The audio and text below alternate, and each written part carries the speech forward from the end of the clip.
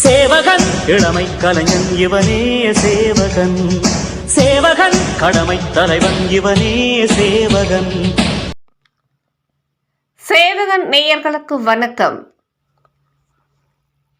அகில இந்திய மோட்டார் தொழிலாளர்கள் மக்கள் கட்சியின் சார்பாக வருகின்ற 2026 சட்டமன்ற தேர்தலுக்கான கோபி சட்டமன்ற தொகுதி வேட்பாளர் அறிமுக கூட்டம் மற்றும் கொள்கை விளக்க பொதுக்கூட்டம் ஈரோடு மாவட்டம் கோபிச்செட்டிப்பாளையம் பேருந்து நிலையம் அருகில் நடைபெற்றது.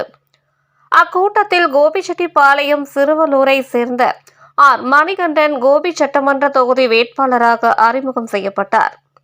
அக்கூட்டத்தில் அக்கட்சியின் தேசிய பொதுச் செயலாளர் நெல்லை JPV கிருபாகரன், தேசிய பொருளாளர் GK கோபாலகிருஷ்ணன், கொள்கை பரப்பு செயலாளர் M பூமிநாதன், தலைவர் AR முபாரக் சாஹிப், துணைத் தலைவர் R தங்கபாண்டி, ஈரோடு செல்வம் ஆகியோர் கலந்து கொண்டு சிறப்புரையாற்றினர்.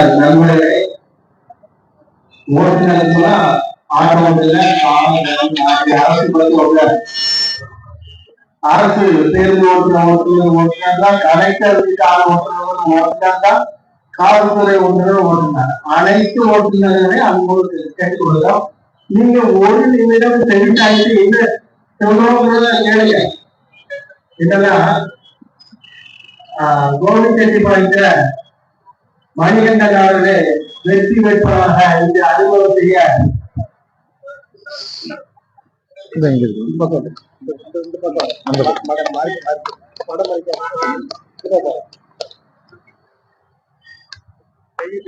மணிகண்டன் அவர்களை அகில இந்திய மோட்டார் தொழிலாளர் மக்கள் கட்சியினுடைய வெற்றி வேட்பாளராக அறிமுகம் செய்ய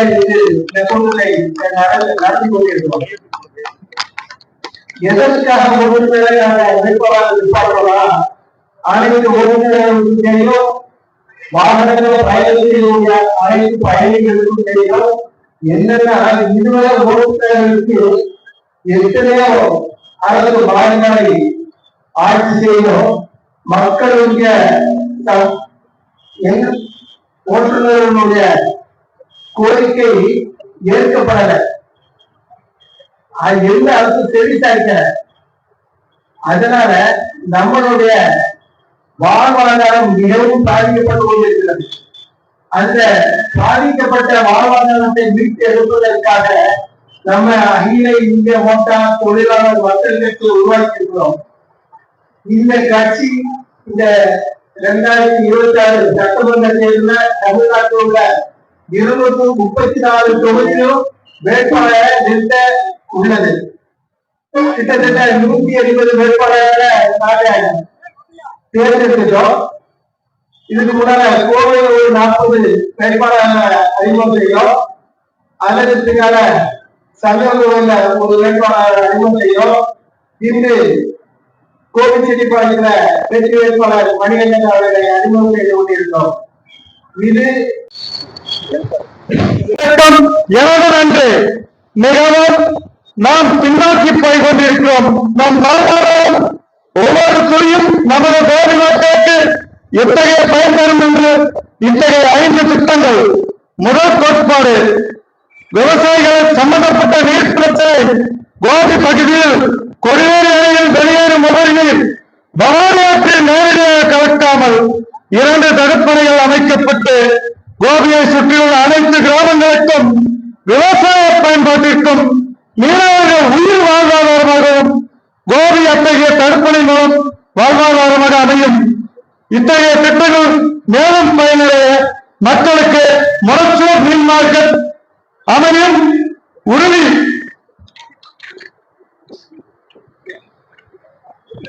பகுதி 2, நாம அன்றாட கடந்து வைத்துக்கிறோம். ஏன் எதுக்கு கடந்து போறீங்க யாருக்கும் தெரியாது. நாம சம்பாதிக்கிற ஒரு 500 ரூபாய் 100 ரூபாய் வரி போயிடுது. ஆனா நம்மளுக்கு உண்டான பொதுமக்களுக்கு உண்டான சுத்தமான காப்பி இருக்குதா? இல்ல. ஏன் பிளாஸ்டிக் பை அதை ஒழிக்க முடியுமா? முடியாது. ஆனா நான் ஒழிச்சு காட்டுறேன். இந்த கோபியில் எல்லா பகுதியிலும் 234 தொகுதியில் நமக்கான வேலையை நாம செய்யணும்னா முதல்ல நாம இறங்கணும். அதுக்கு நான் இறங்க தயார். அந்த திட்டம் என்னன்னு இப்ப உங்களுக்கு நான் சொல்றேன். தீங்கு விளைவிக்கக்கூடிய பிளாஸ்டிக் பொருட்கள், அதாவது பிளாஸ்டிக் பை நாம அண்ணாவே சிக்கன் வாங்குறோம், மட்டன் வாங்குறோம், மல்லிகை கடைக்கு போறோம். ஆனா நாம நம்மளுக்கு தேவையான பொருளை எடுத்துட்டு அந்த கவரை அப்படியே விட்டுறோம். தனித்தண்ணி மற்றும் மழை நீர் அந்த கவரை தேங்கிச்சுன்னா சூரிய ஒளிக்கதிர் மூலமா பிளாஸ்மாங்கிற ஒரு நோய் உருவாகுது. இந்த நோய் நம்மளுக்கு இதய நோய் முதற்கொண்டு வருது. ஒரு தாத்தா காலத்துல நாம எடுத்துட்டோம்னா 100 வயசுல இருந்தாங்க. எப்ப ஒரு 10 வருஷத்துக்கு முன்னாடி அதே ஒரு 5 வருஷம் தாண்டி வச்சோம்னா 80 வயசு இருந்துச்சு.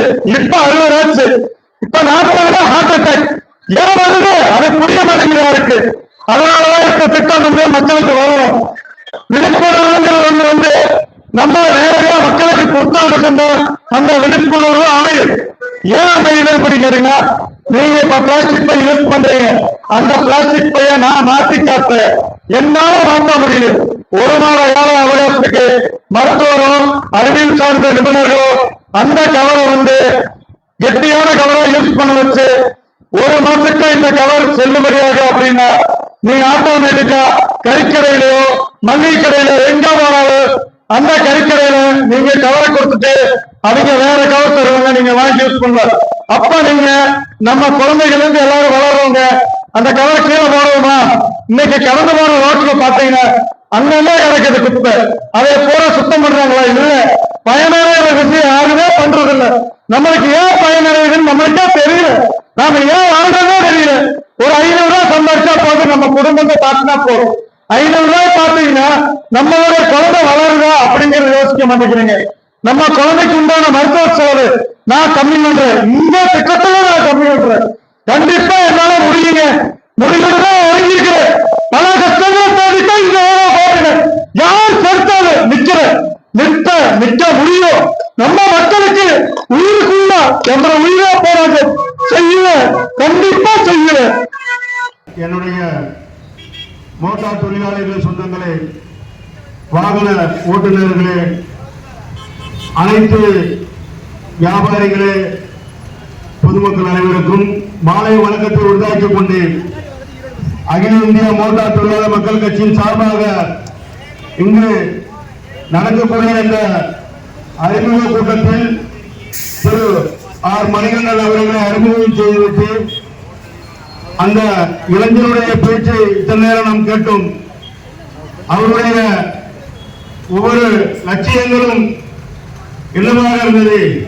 வாழை மரத்தை பல உணவுகளாக மாற்றுவேன். இங்க இருக்கக்கூடிய சாக்கடையை ஒரு மாதத்தில் சுத்தம் செய்து வேட்பாளர்களாக ஜெயிச்சு சட்டமன்றத்திற்கு போகும் முன்னே இவ்வளவு திட்டங்களை செய்து கொண்டிருக்கிறார். நாம் மோட்டார் தொழிலாளிகள் தெருவிலிருந்து கிராமத்திற்கும், கிராமத்திலிருந்து நகரத்திற்கும், நகரத்திலிருந்து மாவட்டத்தையும், மாவட்டத்திலிருந்து மாநிலத்தையும், மாநிலத்திலிருந்து நாட்டையும் இணைக்கக்கூடிய இணைப்பு பாலமாக இருக்கக்கூடிய உறுப்பினர்கள் ஓடி ஓடி உழைக்கும் ஒன்றாய் எங்கு இணையும் போது பொய் வளர்த்து மெய் கொடுப்போம், உரிமைக்காக குரல் கொடுப்போம் என்ற நோக்கத்தோடு பல ஆயிரம் சங்கங்கள் இருந்தாலும் அரசியல் கட்சியாக இருந்தால் மட்டுமே நம்மளுடைய வெற்றி நமக்கு இருக்கும். நாம் இத்தனை காலம் 78 ஆண்டு காலம் சுதந்திரம் அடைந்து அடிமையாக இருக்கக்கூடிய ஒரே கூட்டம் ஓட்டுநர் கூட்டம் தான். ஆனால் நாட்டிலே நாட்டுடைய முதலம் என்று சொல்வார்கள், நாட்டுடைய 2வது ராணுவம் என்று சொல்வார்கள். ஆனால் மிகப்பெரிய அடிமையாக இருக்கக்கூடிய இந்த ஓட்டுநர்களுக்கு சுதந்திரம் பெற்றே ஆக வேண்டும். காரணம் என்னவென்றால் நாம் ஒற்றுமையாக இல்லாத ஒரே காரணத்தால பல கட்சிகளுடன் இணைந்து கொண்டு பல நடிகர் பின்னாடியும் பல கூட்டாளிகள் பின்னாலும் சென்று கொண்டு இருக்கக்கூடிய ஒரே காரணத்தினால நம்மளுடைய வலிமை நமக்கு இல்லாமல் இருக்குது. வலிமை மிக்க கூட்டம் இருந்தும் எதிர்த்து போராடவில்லை என்றால் அவன் சட்ட பணத்திற்கு சமம் என்று சேர்ந்ததாக சொல்கிறார்கள். சாகும் பெருவாயிலான கூட உன்னுடைய தோல்வியை விட்டுக் கொள்ளாத என்று சொல்கிறார். அப்படியேப்பட்ட நாம் வலிமை மிக்க இந்த கூட்டம் சுமார் தமிழ்நாட்டில் மட்டும் 2 கோடி ஓட்டுநர்கள் இருக்கின்றோம். அது அரசு பஸ்களாக இருக்கட்டும், அதிகாரிகள் ஓட்டக்கூடியவர்களாக இருக்கட்டும், தனியார் ஓட்டக்கூடிய auto driver, taxi driver, pickup, கனரக வாகனம் ஓட்டக்கூடியவர்கள், சிறு கனரக ஓட்டக்கூடியவர்கள், பணிமனை பணிபுரியக்கூடியவர்கள், அமைப்பு சார்ந்த தொழில் இருக்கக்கூடிய எல்லாமே சேர்ந்ததா 2 கோடி மக்களுக்கு மேல நம்ம இருக்கிறோம். வலிமைமிக்க கூட்டம். ஆனால் அருமையா இருக்கும். காரணம் என்ன? அரசியல்வாதிகள் நம்மளை ஆட்சிப்படுத்திக் கொண்டிருக்கிறார்கள். கோடி கோடியாக கொள்ளையடிக்கும் கூட்டம் தேர்தல் வந்துவிட்டால் பிரிந்தும் திரிந்தும் ஆடுகிறார்கள் ஆட்டம். அவர்களுக்கு ஆட்சி அமைப்பதிலும் அனுபவிப்பதிலும் அவர்களுடைய நாட்டம். அவர்கள் செய்வதெல்லாம் பல திட்டம், ஆனால் நடைபெறுவதில்லை எந்த ஒரு திட்டம்.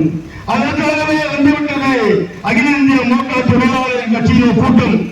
இனி எங்களிடத்தில் உங்களுடைய ஆட்டம் பலிக்காது.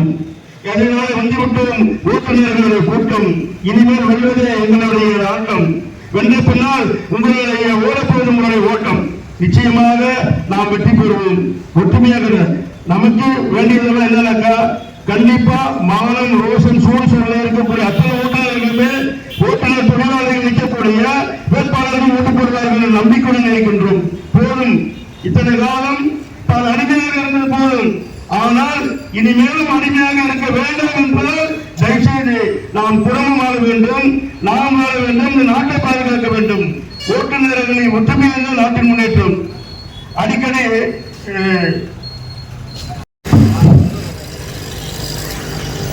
ஓட்டுநர் சொந்தங்களுக்கும் வாக்காளர் பெருமக்களுக்கும் மாலை நேர வணக்கம்.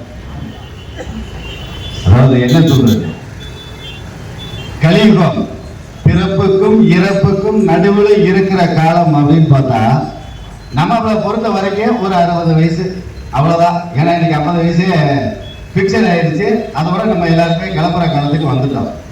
கலியுகத்தில் பிறப்புக்கு இறப்புக்கு நடையில நடக்கிற சம்பவங்கள் தான் நம்மளுடைய வாழ்க்கை. அந்த வாழ்க்கை முதல்ல முழுமையா இருக்கா? முழுமையான ஒரு வாழ்க்கை மனிதன் மனிதனாக வாழ்கிறானா அப்படின்ற கேள்வி இந்த இடத்துல நம்ம ஒவ்வொருத்தரும் நமக்குள்ள நாம கேட்கணும். காலையில எழுந்தா மாலையில தூங்குற வரைக்கும் ஓட்டம் மட்டும்தான் ஓடிட்டு இருக்கோம்.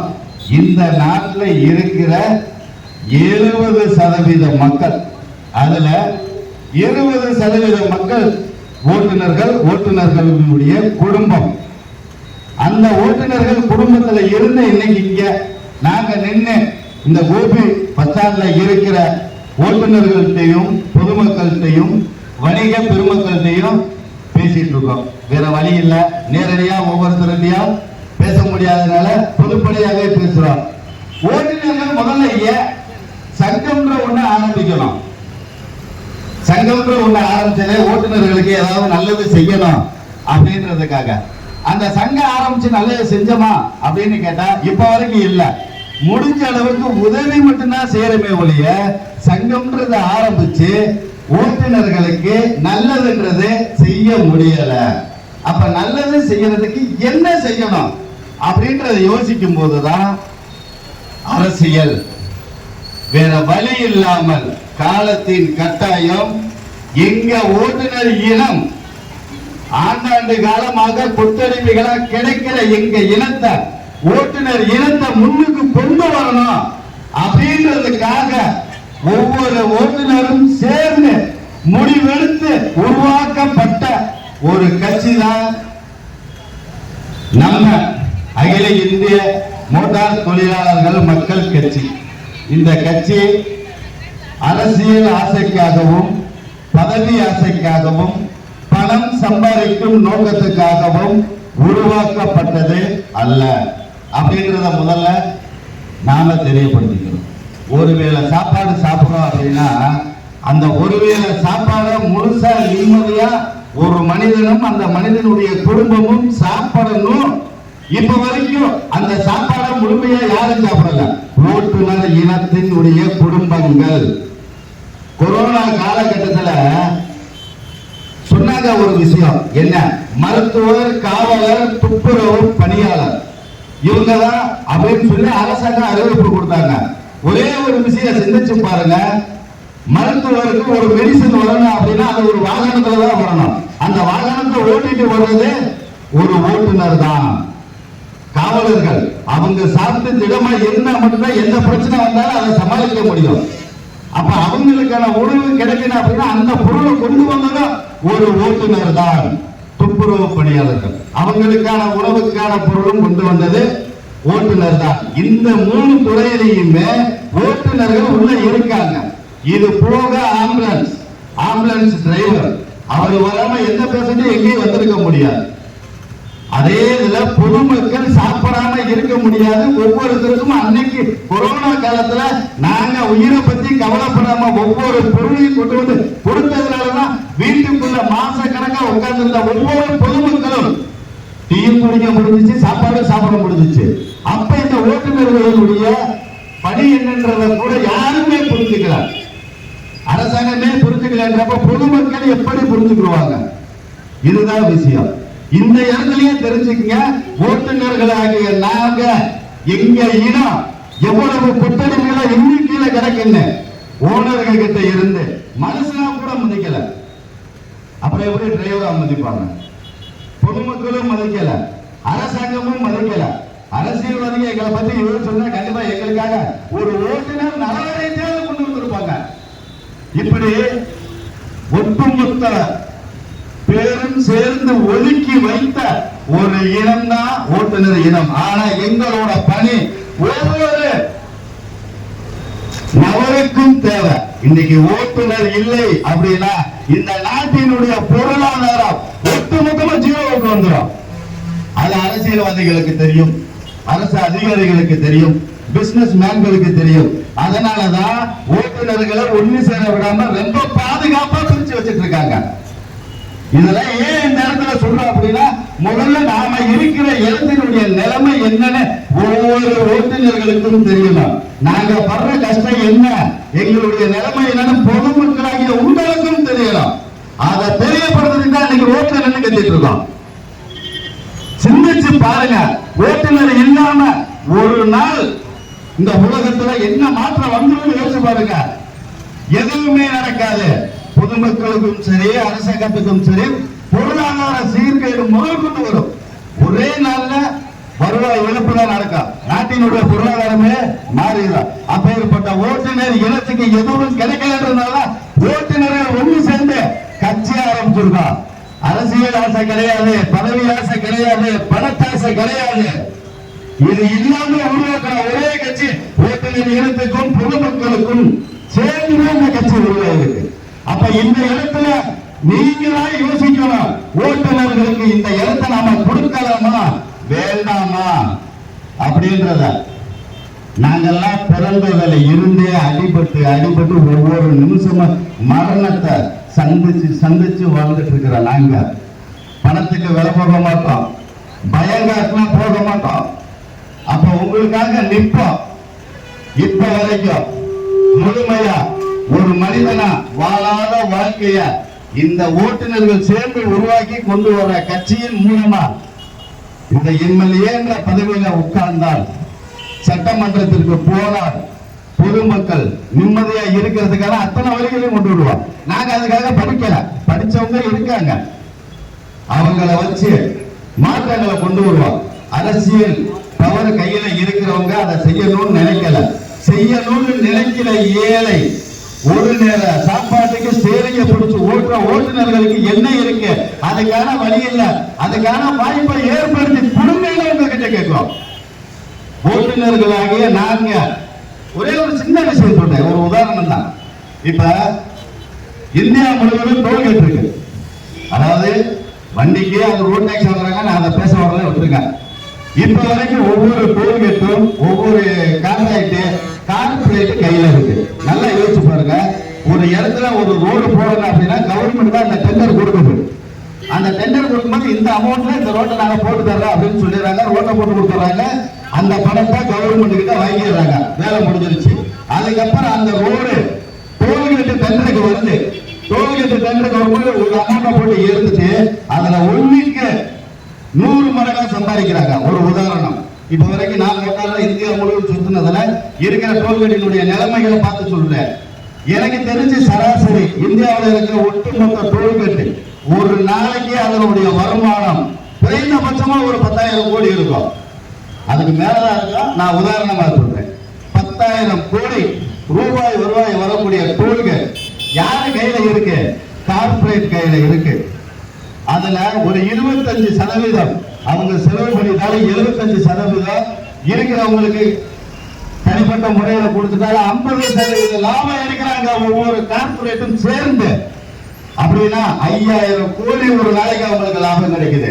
இதை நம்ம மாத்தி அமைக்க முடியும்.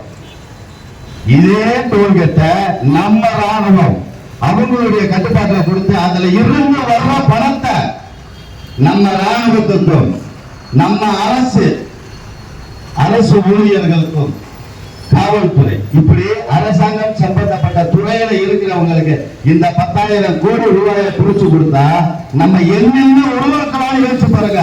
ஒவ்வொரு நாளும் ராக்கெட் விடலாம், ஒவ்வொரு நாளும் 1000 பீரங்கிகளை நம்ம தயாரிக்கலாம், ராக்கெட்டை தயாரிக்கலாம். ஏன்னா ஒரு நாளைக்கு 10,000 கோடி, மாசத்துக்கு 1.5 லட்சம் கோடி நம்ம கிட்டே இருக்கும், கார்பரேட்டுக்கு போகாது. சிந்திச்சு பாருங்க, பணம் இல்ல. அதனால இன்னைக்கு ஒரு இது செய்யறதுக்கு பட்ஜெட்ல பிரச்சனை. இன்னைக்கு நாம கண்டுபிடிச்ச ஒரு ஜெட் விமானம் லோ பட்ஜெட்ல கண்டுபிடிச்சிருக்க, அது இன்னைக்கு உலக நாடுகள் மத்தியில ரெக்க கட்டி பறந்துட்டு இருக்கு. இதே நம்மளும் அதிகமான பணத்தை போட்டு அதிகப்படியான பவர் உள்ளதா உருவாக்கும் போது அந்த பணம் நம்ம கிட்ட இருந்தா உருவாக்க முடியுமா? இந்த மாதிரி ஒரு சிம்பிள் ஒரு உதாரணத்துக்கு தான் சொல்லியிருக்கேன். இந்த மாதிரி செய்யறதுக்கான வழிகள் இருக்கு. செய்யணும்னு நினைக்கிறவங்க கிட்ட அதுக்கான வாய்ப்பு கிடைக்கல, வாய்ப்புல இருக்கிறவங்க அதை செய்ய நினைக்கல. அப்ப சிந்திச்சு பாருங்க, இல்லாத ஒருத்தங்கிட்ட கொடுத்து பாருங்க, அதை சிறப்பா செயல்படுத்தி காட்டிடலாம். பசியில இருக்கிறவனுக்கு தான் பழைய சோழோட அருமை தெரியும். பிரியாணி சாப்பிட்டு உட்கார்ந்து இருக்கிற வேண்டும் போது திரும்ப பிரியாணி கொடுத்தா வேணாம்னு சொல்ல. இப்ப நீங்க எல்லாருமே இத்தனை வருஷமா ஓட்டு போட்டு போட்டு போட்டு போட்டு வந்துட்டு இருக்கீங்களா? என்ன சாதிச்சீங்க? என்ன கிடைச்சிச்சு உங்களுக்கு? எலெக்ஷன் நேரத்துல 500 1000 நிறைஞ்சிருமா? 5 வருஷம் ஓட்டு வச்சுட்டீங்க, போதுமா? அதுல நீங்க 5 வருஷமா நிம்மதியா இருந்துட்டீங்களா?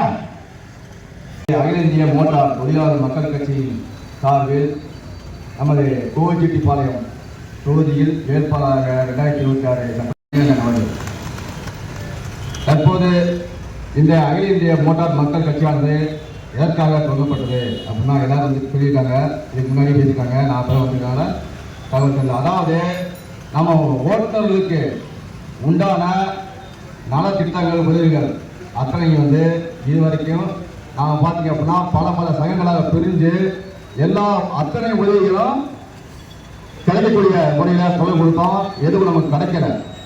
அப்படிங்கிற பட்சத்தில் பார்த்தீங்க அப்படின்னா தற்போது நம்ம அனைத்து சங்கமும் ஓட்டுநர் சங்கம் அனைத்தும் சேர்ந்து ஒரு முடிவுக்கு வந்து இந்த மாதிரி நம்ம பண்ணால் கண்டிப்பாக இது வந்து நிறைவேறும். அப்படிங்கிற பட்சத்தில் இந்த அகில இந்திய மோட்டார் தொழிலாளர் மக்கள் கட்சியானது உருவாக்கப்பட்டுள்ளது. இது எதற்காக அப்படின்னு பார்த்தீங்க அப்படின்னா இதற்கு முன்பாக ஒவ்வொரு சங்கமாக பிரிந்து நமது ஓட்டுநர் சொந்தங்கள் நமக்கு உண்டான கோரிக்கையை வைத்தோம், அது முற்றிலும் நிறைவேறலை. என்ன ஒரு 27% 30% நிறைவேறுது. அதுக்கு மேலே நம்மளால் அதுக்கு உண்டான ஏற்பாடுகளை பார்க்க முடியல. அப்படிங்கிற பட்சத்தில் வந்து அந்த இடத்துல ஒரு அரசியல் இடத்துல வந்து அகில இந்திய மோட்டார் மக்கள் கட்சி சார்பாக இங்கே வருகை தந்து நமது மோட்டார் சொந்தங்களை வெற்றி பெற செய்யும் வெற்றி வேட்பாளராக இருக்கக்கூடிய நமது அருமை நண்பர் ஆர் மணிகண்டன் அவர்களுக்கு இங்கே வந்து எல்லோரும் அவர் ஆதரவு தெரிவித்த அத்தனை நல்ல உள்ளங்களுக்கும் மேலும் நமது காவல்துறை மனமார்ந்த நன்றியை தெரிவித்துக் கொண்டு இத்தோடு இந்த முறையை முடித்துக் கொள்கிறேன். நன்றி, வணக்கம்.